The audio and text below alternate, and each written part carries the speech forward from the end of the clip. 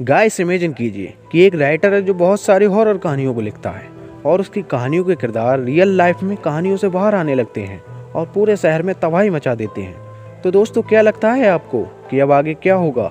कुछ इसी तरह की है आज की ये कहानी। और आज की ये कहानी है गूज़बम्प्स मूवी की, जो साल 2015 में आई थी। कहानी की शुरुआत में हमें दिखाया जाता है जैक और उसकी मॉम को, जो अपनी पुरानी जगह को छोड़कर नई जगह शिफ्ट होने के लिए जा रहे होते हैं, क्योंकि जैक की मॉम एक वाइस प्रिंसिपल होती हैं और उनका ट्रांसफ़र हुआ होता है। जैक के घर पहुंचते ही उसकी मुलाकात उसकी मौसी से होती है, जो उसे एक हेड गिफ्ट करती हैं।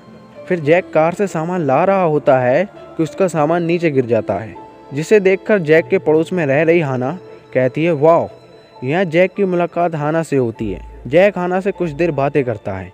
तभी हाना के डैड आते हैं और जैक से कहते हैं कि कायदे में रहोगे तो फ़ायदे में रहोगे, इसलिए मेरी बेटी से दूर ही रहना।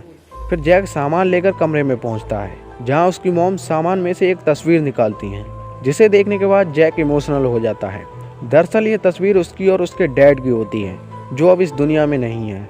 अब सीन शिफ्ट होता है जैक के कॉलेज में, जहां जैक की मॉम की कॉलेज के सभी बच्चों से जान पहचान कराने के लिए एक मीटिंग रखी जाती है। और इस मीटिंग में जैक की मुलाकात एक चैंप नाम के लड़के से होती है, जो उसे एक कार्ड देता है और कहता है कि जब तुम्हें ज़रूरत हो तो मुझे कॉल करना।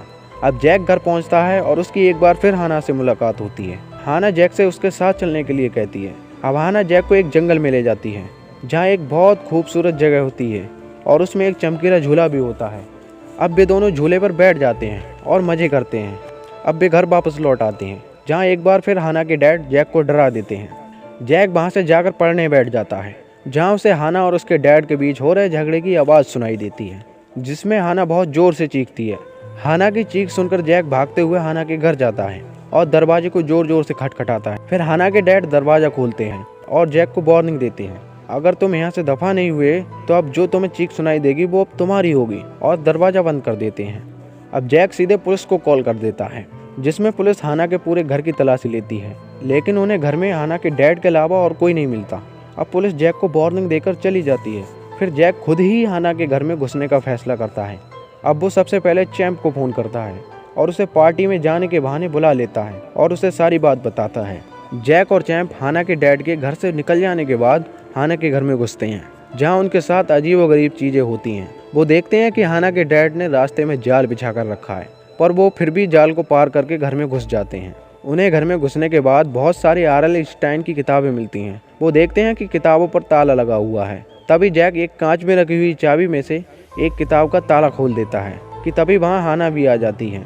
हाना जैक से पूछती है कि तुम यहाँ क्या कर रहे हो। फिर जैक उसे सारी बात बताता है, लेकिन अनजाने में जैक एक किताब को खोल देता है और किताब से बाहर आता है एक भयानक सा बंदर की तरह दिखने वाला राक्षस स्नोमैन, जिसे देखकर ये लोग बहुत डर जाते हैं। वह राक्षस अब वहाँ से भाग निकलता है। हाना भी किताब लेकर उसके पीछे पीछे भागने लगती है। जैक और चैंप भी हाना के पीछे पीछे भागने लगते हैं। जैक हाना से पूछता है कि ये सब क्या हो रहा है, लेकिन हाना कहती है कि मैं अभी तुम्हें कुछ नहीं बता सकती। अब जैक और चैंप हाना का पीछा करते करते एक बड़े से मॉल में पहुंचते हैं, जहां हाना किताब लिए उस राक्षस के आने का इंतजार कर रही होती है। अब वो राक्षस छत से नीचे गिरता है। हाना उस राक्षस को किताब में बंद करने ही वाली होती है कि वो राक्षस किताब को गिरा देता है। अब वो राक्षस इन लोगों के पीछे पड़ जाता है और वो राक्षस इन लोगों को मारने ही वाला होता है कि तभी होता है कुछ शानदार, जिसे देखने के लिए आपको अगली वीडियो को देखना होगा।